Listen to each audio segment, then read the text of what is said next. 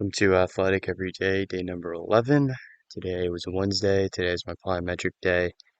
Um, I decided to keep this workout a little bit more simple than my last one. I feel like um, the last time I did a plyometric session, part of the issue is there's too much noise, too much things going on, and I decided to dedicate more volume onto really the three main movements I did and focus on that more than just doing more variations. And I think that was overall a pretty smart decision. Because it's weird to explain, but when the first set you're doing a move, even if you just did it last week, you kind of have to relearn it a little bit. Like you know what to do and you know how to execute it, but I guess something with your nervous system, and maybe this is just me, but you have to re I don't know how to re-jog your memory. That's the way I would put it, and re-jog your nervous system's memory on how to execute it. So I feel like doing that and focusing on more volume per exercise instead of just more exercises was beneficial. So I started off with 3 sets of pogo hops, and then at the end, or 2 sets of double leg pogo hops. I moved into some single leg pogo hops. At the end, I did I don't know what they're exactly called. It's like you do 2 small bounces and a big bounce. And then I moved on to death pogos, and I did, after looking back last week when said I didn't, was kind of falling too much off of it and not getting the benefit of the height, try to add just, not fall off of it as much. And as, I reviewed this footage, I did see that I was starting higher. Um, but yeah, these still aren't perfect, but I think this is, something I'm going to be including every week or almost every week for a while because I do feel like they're beneficial. Um, just that ability to, at the ankle, absorb force that is actually greater than when you're running and be able to exert that back quickly. I feel like focusing on that does carry over to speed.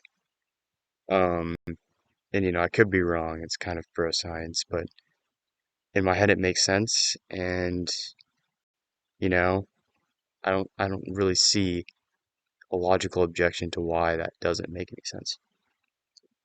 So I did 4 sets of these, and yeah, they went pretty well.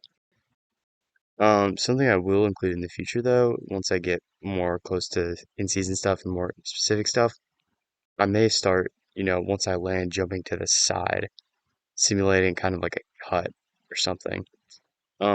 I don't know how it's gonna work. I might also try the single leg eventually.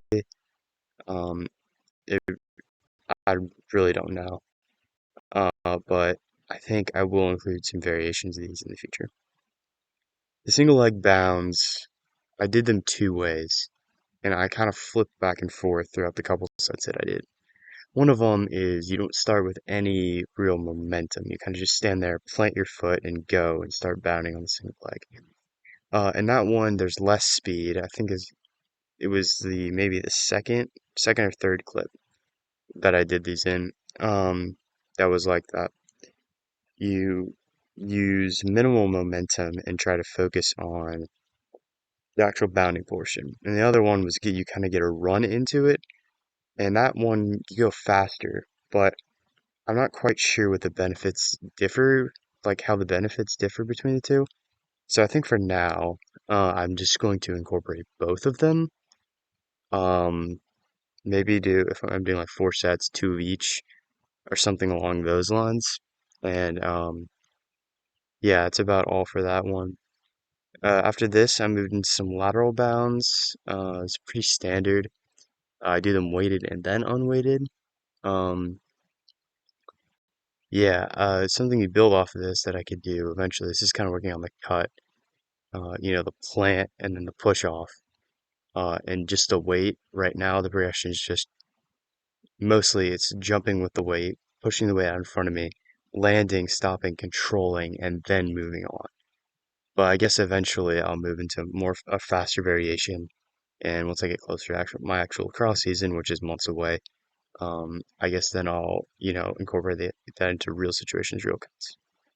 Then I finished off some gas up calf ISOs, and that was pretty much it for this workout. What I want to talk about is something that kind of got on my mind throughout the last couple days. And, it was from a coach. And, I still remember him saying this. Um, it was a Wednesday night. Um, and we had just gone through a bad practice. The team wasn't, you know, gelling well on that particular day. And I think, I don't remember, somewhere in that practice, he gave us, a talk and he was like, some of you guys don't practice enough and, on your own. And he said this quote. It was, the most important thing in your life is you. So act like it. And I found that to be really profound because you look around you and most people don't. Most people don't act like it. Most people don't train. Most people don't take care of their health. Like, I'm not going to act like a saint of health, but I do pretty well. Um, and also mental. That's something I'm going to start doing is the Wim Hof method. You ever look that up? It's breathing techniques and cold water. I guess you could call it cold water exposure therapy. I'm going to start with that because I feel like that's something that I haven't always held the most true with some of my habits. Not all of them, but just some of them. That's something I need to change, something I need to fix, and I'll keep you guys updated. But have a good one.